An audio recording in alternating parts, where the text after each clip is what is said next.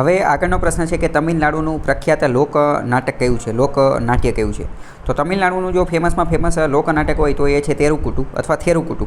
એ લોકો તને જે છે એ ટી એચ કહે છે, થ કહે છે, પણ એ હકીકતમાં વંચાય તેરુકુટુ. બધા ક્યાંના છે, શું છે, એ બધી વસ્તુ આપણે જે છે એ સમજી લઈએ. તેરુકુટુ આખી શરતના શું છે એ સમજીએ. તેરુકુટુ ક્યાંનું છે તો કે traditional art form of Tamil Nadu. તમિલનાડુની પરંપરાગત પ્રાચીન વિદ્યા અથવા કળા જે છે. તેરુકુટુમાં જે તેરુ અને કુટુ બે અલગ અલગ શબ્દથી એ બનેલું છે. તો એમાં તેરુ શબ્દ જે છે, તેરુ શબ્દનો મતલબ થાય સ્ટ્રીટ એટલે કે શેરી, અને કુટુનો મતલબ થાય થિયેટર અથવા પરફોર્મન્સ. હકીકતમાં આ એક શું છે, સ્ટ્રીટ થિયેટર, સ્ટ્રીટ થિયેટર. શેરીની અંદર ભજવવામાં આવતા નાટક અથવા શેરીની અંદર જે થિયેટર બનાવવામાં આવે, પરફોર્મન્સ જે કરવામાં આવે, એ આ આખી વસ્તુ છે. તમિલનાડુની અંદર જે છે એ આ જોવા મળે છે. અને બીજી વસ્તુ એ કે આની અંદર બધી વાતુચીતું ને એ બધું શું કરવામાં આવે તો કે આની અંદર જે વાર્તા ને એવું બધું કરવામાં આવે, અને આની અંદર જે ફેસ્ટિવલ, ટેમ્પલ ફેસ્ટિવલને એને ધ્યાને લેવામાં. અને બીજું આમાં જે પરફોર્મન્સ હોય ને એ મુખ્યત્વે મહાભારત, રામાયણ, પેરિયા પુરાણમ, અમુક અલગ અલગ જે પુરાણ ને એ બધું હોય એની ઉપરથી જે ઇન્સ્પાયર પ્રેરણા મેળવી અને નાટકને એવું બધું કરતા હોય. સંગમ પીરિયડની અમુક વસ્તુ જે છે એ પણ જોવા મળતી હોય છે. બીજા નંબરનો ઓપ્શન જે છે એ તો કયો હતો કે કોલાતમ. કોલાતમ ક્યાંનું છે એ પણ આપણે જોઈ લઈએ. કોલાતમ નામનું ફોક ડાન્સ જે છે, કોલાતમ નામનું ફોક ડાન્સ એ ક્યાંનું છે તો કે આંધ્રપ્રદેશનું છે. ફોક ડાન્સ એટલે કે પ્રાચીન લોકનૃત્ય, એક રીતનું લોકનૃત્ય. આનો ઉદ્ભવ સ્થાન, ઓરિજિનેશન જે છે એ 7મી સદીની અંદર જોવા મળે છે. અને આ જે ડાન્સ જે છે આના ભારતના અલગ અલગ પ્રદેશની અંદર જોવા મળે છે. આંધ્રપ્રદેશની અંદર આ ડાન્સ જે છે એને કોલાટમ અથવા કોકાલાનાલુ ને કોલાટમ ને કોલાનાલુ ને એવી બધી વસ્તુ જે છે એ કહેવામાં આવે છે. શરૂઆતના દિવસોમાં જે છે એ આ નાટક માત્ર અને માત્ર મહિલાઓ દ્વારા કરવામાં આવતું હતું, પરંતુ પછી આગળ જતાં ગ્રેજ્યુઅલી ધીમે ધીમે જે છે એ પુરુષો પણ આની અંદર જે છે, મેલ એન્ડ ફિમેલ એ બંને જે છે આની અંદર ડાન્સ કરવાનું શરૂ કરી દીધું હતું. જો આપેલું છે કે શરૂઆતમાં મહિલાઓ અને પછી જે છે એ બંને આ બધું કામ ધંધોને બધું ચાલુ કરી દીધા હતો. બરાબર. પછી તે dance is performed by 8 to 14 artist. એક ગ્રુપ હોય, 8 થી 40 જણાનું ગ્રુપ હોય ને બધા લોકો ભેગા થઈ અને આ ડાન્સને એવું બધું કરતા હોય છે. અને આ ગ્રુપ જે છે એ બેની જોડીની અંદર આ બધું કામ કરતા હોય છે. અને મૂવ ને એવું બધું લીડર્સ મૂવમેન્ટ જે છે એને ફોલો કરતો હોય. એક લીડર હોય, એ લીડર ડાન્સ કરતો હોય અને એની આજુબાજુમાં એના ફોલોઅર્સ હોય, એને જે છે એ પરફોર્મ ને એવું બધું જે છે એ કરતા હોય છે. બે અલગ અલગ ગોળાકાર ને એવું બધું કરવામાં આવતું હોય છે. આના અલગ પ્રકાર પણ હોય છે, જેમ કે જડા, કોલાટમ ને એ બધી વસ્તુ. બાકી અહીંયા લખેલું છે એ તમે જોઈ લેજો. આ કોલાટમ જે છે એની થીમ એ મતલબ મુખ્યત્વે કોની આજુબાજુ ફરતું હોય છે તો એની થીમ જે છે એ મુખ્યત્વે કોની તો કે ગંગાગોરી સંવાદન. અને થીમ મુખ્યત્વે જે છે fight between lord Shiva and his 2 wives. જે લોર્ડ શિવ, ભગવાન શિવ જે છે એની 2 પત્નીઓ જે છે ગંગા અને પાર્વતી, એ બંને વચ્ચેની જે લડાઈ જે છે એની થીમની આજુબાજુ આ કોલાટમ ડાન્સ જે છે કરવામાં આવતો હોય છે. તમિલનાડુની અંદર જોવા મળે છે.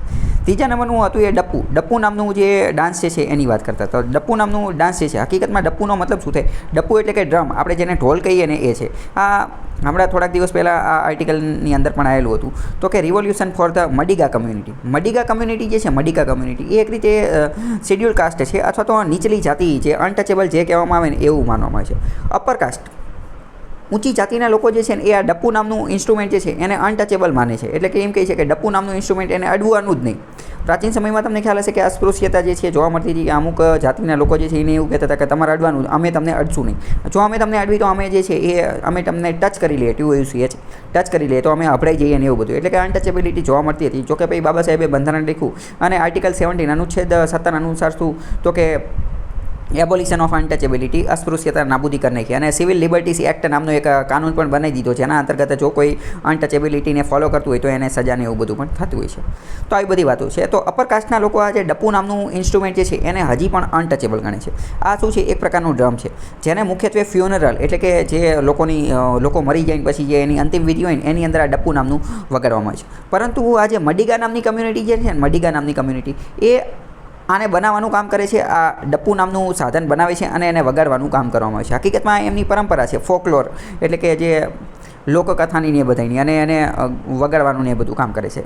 પ્રશ્ન એ પણ પૂછાઈ જશે કે આ જે ડપ્પુ શું છે? તો એક ડ્રમ, ઢોલનું નામ છે. કોણ વગાડે છે? તો કે મડિગા કમ્યુનિટી જે છે એ વગાડે છે. એ ક્યાંનું છે ને એ બધી વસ્તુઓ આપણે સમજીએ. તો આ જે ડપ્પુ જે છે એ મુખ્યત્વે કઈ જગ્યાનું છે એ આપણે એક જ મિનિટ. આ ડપ્પુ જે છે એ એક રીતની ટ્રેડિશનલ ફોક ડાન્સ છે. મુખ્યત્વે ક્યાં જોવા મળે છે તો કે કર્ણાટક, આંધ્રપ્રદેશ અને તમિલનાડુના અલગ અલગ વિસ્તારોની અંદર જોવા મળે છે. મુખ્યત્વે કર્ણાટક અને આંધ્રપ્રદેશની અંદર જોવા મળતું હોય છે. આની અંદર બીટ્સ અને રિધમ ઉપર ડાન્સ ને એવું બધું કરવામાં આવતું હોય છે અને ડાન્સિંગને એને ડપ્પુ કહેવામાં આવે છે. ડપ્પુ જે છે એ ઢોલનું નામ છે અને સર્ક્યુલર ગોળાકાર ડ્રમ ઢોલ જેવું હોય છે, નેરો મિડલ પોર્શન હોય છે ને એ બધી વસ્તુ એમાં આપેલી છે. બરાબર. આ જે ડપ્પુ જે છે એ પરફોર્મ ડ્યુરિંગ વિલેજ ફેસ્ટિવલ્સ, ગામડાના જે અમુક તહેવારો હોય, મંદિરની અંદર જે તહેવારો થતા હોય, લગ્ન ને એવું બધું હોય, એ સમયગાળા દરમિયાન જે છે આ ડપ્પુ નામનું કામકાજ નૃત્ય જે છે એ કરવામાં આવે છે. આમાં અડધું સર્કલ બનાવવામાં આવે છે અને એની આજુબાજુમાં ડ્રમ વગાડી અને ગોળ ગોળ આંટા મારી અને ડાન્સ ને એવું બધું જે છે એ કરવામાં આવે છે. બાકી અહીંયા લખેલું છે, તમે એકવાર જોઈ લેજો. બીજા નંબરનું એક ડાન્સ છે એ શું છે કે લંબાડી ડાન્સ. લંબાડી ડાન્સ, આ લંબાડી ડાન્સ ક્યાં જોવા મળે છે તો લંબાડી ડાન્સ મુખ્યત્વે કોણ કરે છે? બંજારા ટ્રાઇબ્સ જે છે, બંજારા. ગુજરાતમાં આપણે એને ગુજરાતીમાં આને શું કહીએ? આને આપણે વણજારા કહીએ. વણજારા એક જગ્યાએથી બીજી જગ્યાએ રહેતા હોય ને ભટકતા હોય ને જે બધું કામ કરતા હોય ને એને બંજારા, એને વણજારા કહીએ. બંજારા ટ્રાઇબ ઉપર યુપીએસસીએ પણ પ્રશ્ન પૂછેલો છે. અહીંયા હું તમને બીજી પણ વાત કહી દઉં કે બંજારા લોકો જે છે એ એક જગ્યાએથી બીજી જગ્યાએ ભટકતું જીવન ગાળતા હોય છે. બરાબર. એમને કોઈ એક જગ્યાએ સ્થાયી જીવન રહેતા નથી, એટલે બંજારા, વણજારા આપણે ગુજરાતીમાં એને શું કહીએ? વણજારા. ઘણી બધા લોકો આની ઉપર શાયરી પણ લખતા હોય છે કે મેરા જીવન બંજારા બન ગયા છે, કારણ કે હું એક જગ્યાએ ટકતો નથી ને એવું બધું. બરાબર. તો શાયરીને એવું બનાવતો. આ બંજારા લોકો જે છે એ પ્રાચીન સમયની અંદર, એન્શિયન્ટ ટાઈમ્સની અંદર જે છે એ ફોરેન ટ્રેડની અંદર જોડાયેલા હતા, એટલે કે વિદેશી વેપાર કરતા હતા. આપણે એક્સપોર્ટને એવું બધું કરતા હતા. કેમ? કારણ કે જે તે સમયે પ્રાચીન સમયમાં જે બધી વસ્તુ જે છે એક જગ્યાએથી બીજી જગ્યાએ વેચવાનું ને એ બધું કામ બંજારા કરતા હતા. પરંતુ હવે તો ટેકનોલોજીને એ બધું વધી ગયું, એટલે હવે બંજારા એ બધું કામ કરતા હોતા નથી. અને આપણે નટ જેને કહીએ, આ ખેલકૂદનું ને એવું બધું કામ કરતા હોય તો એ પણ એક રીતે બંજારા ટ્રાઇબ્સ જ હોય છે. અને આ જે બંજારા ટ્રાઇબ્સ છે એ નોમેડિક કમ્યુનિટી છે. નોમેડિક કમ્યુનિટીનો મતલબ શું છે? નોમેડિકને કહેવાય વિચરતી, વિમુક્તિ જાતિ, વિચરતી. એક જગ્યાએ સ્થાયી ન રહેતો હોય, નાસ્તા ભટકતા રહેતો હોય, એને આડાવડા કોઈ એક જગ્યાએ એમને મતલબ નિવાસ સ્થાન હોય નહીં. આ જે લોમ્બાડી નામનું નૃત્ય જે છે એ મહિલાઓ દ્વારા પરફોર્મ કરવામાં આવે છે. Woman wearing colourful long skirts. કપડાં પણ એમના ખતરનાક હોય છે. લાંબુ સ્કર્ટ પહેરેલું હોય, એક્સટેન્સિવ જ્વેલરી, ખૂબ જ મોટા પ્રમાણમાં જ્વેલરી, ઘરેણાં પહેરેલા હોય અને સમગ્ર આ જે આર્મ એટલે કે હાથનો જે સમગ્ર હાથનો કાંડાનો ને એ બધાનો ભાગ જે છે અહીંયા બધી જગ્યાએ ટેટુ બનાવી દીધેલા હોય. ફોર હેડ, કપાળમાં પણ ટેટુ બનાવેલા. કોસ્ચ્યુમ ને જ્વેલરી જે છે એ જ મુખ્યત્વે એની ઉપરથી જ ખબર પડી જાય કે આ નોમેડિક ટ્રાઇબ છે. આ જે છે એ બંજારા, વણજારા લોકો છે અને એ આ પ્રકારનું જે લોમ્બાડા નામનું નૃત્ય જે છે એ કરે છે, લોમ્બાડી ડાન્સ. અને મુખ્યત્વે ગ્રુપની અંદર કરવામાં આવે છે. આમાં ગોળાકાર ફેશન ને એવું બધું કરવામાં આવે છે. અને ફૂટવર્ક, પગનો જાદુ આની અંદર ખૂબ વધારે જોવા મળે છે. જેસ્ચર ને ગ્રેસફુલ ને એ બધું ખાસ મહત્વનું છે. મ્યુઝિક ને એવું બધું વગાડવામાં આવે, ડ્રમ ને એ બધી વસ્તુ, ઝાંઝ ને તૂટારી ને એવી બધી વસ્તુ. બરાબર. બાકી અહીંયા તમે પોઝ કરી અને જોઈ લેજો. બીજો પ્રશ્ન થાય કે ભાઈ આ લોમ્બાડી જે બંજારા આ કયા રાજ્યનું છે તો એ આંધ્રપ્રદેશનું છે. એ પણ ક્યાંનું છે? આંધ્રપ્રદેશનું એક ફોક ડાન્સ છે, આંધ્રપ્રદેશનું લોક નૃત્ય છે. બંજારા લોકો દ્વારા કરવામાં આવે છે. આનું ઉદ્ભવ સ્થાન હકીકતમાં જે બંજારા લોકો જે છે ને એ તો આપણે ગુજરાતની અંદર ને રાજસ્થાનની અંદર ને એ બધે પણ જોવામાં આવે, પણ આ જે નૃત્ય છે લોમ્બાડા નૃત્ય જે છે ને એનું જન્મસ્થાન આંધ્રપ્રદેશની અંદર એક ગામ આવેલું છે અનુપુની અંદર એનો જન્મ થયેલો છે આ ડાન્સનો. એટલે મુખ્યત્વે કોની યારે જોડાયેલું છે? આંધ્રપ્રદેશની યારે જોડાયેલું છે. અને એમના કલ્ચરનું ને એ બધાની અંદર જોવા મળે છે. અહીંયા જોઈ શકો છો કે માત્ર અને માત્ર મહિલાઓ દ્વારા જ કરવામાં આવે છે. બીજી વાર એવો પ્રશ્ન પૂછાય છે. એટલે બંજારા ટ્રાઇબ વિશે થોડી વાત કરીએ કે શું વાત છે ને તો વણજારા મેં તમને કીધું નાસ્તું ભટકતું જીવન જીવતા હોય, નોમેડિક ટ્રાઇબ્સ હોય, નોમેડિક ટ્રાઇબ્સ.